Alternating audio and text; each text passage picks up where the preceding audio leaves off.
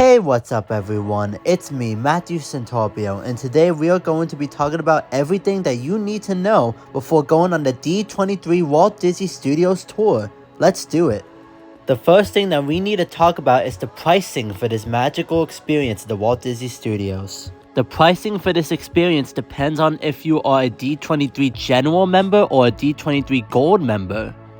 A D23 General membership is a free membership to D23, and the tickets for the Walt Disney Studio Tour will cost $149 per person on weekdays and $159 per person on weekends. A D23 Gold membership costs $99 per year, or a Gold Duo plan which costs $129 per year.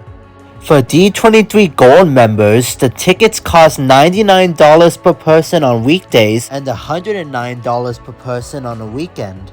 Also keep in mind that there is a $7 processing fee per person regardless of whether you are a D23 General member or D23 Gold member. You can only show up to the studio 30 minutes or less before the tour time. And to enter, you must go near 430 South Brennan Vista Street. I say near because it varies depending on the map that you use. You will know you are there when you see this iconic entrance to the Walt Disney Studios, and this is how you enter into the studio.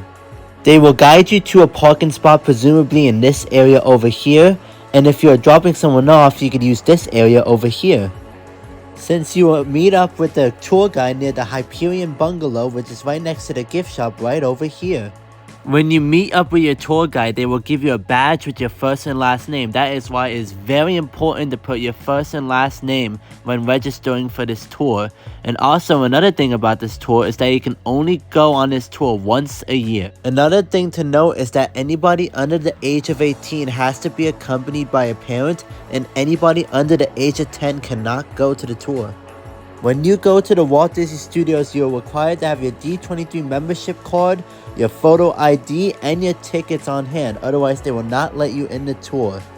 Unfortunately, ECVs are not allowed in Walt Disney's office, so if you are physically impaired, you have to bring your own wheelchair in order to see Walt Disney's office. The last main rule that I have to talk about is the fact that no videotaping is allowed in the Walt Disney Studio.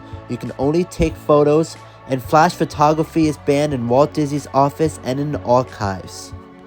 The only exception to this rule is that if you ask for permission and they say yes, you can film inside the studio store and also the area surrounding the outside of the studio store. Look at this amazing footage I was able to take of the Hyperion Bungalow, and you can see more of this footage in my longer video of the Walt Disney Studios. I hope you all enjoyed this video. You can see that video I just mentioned on the right corner here.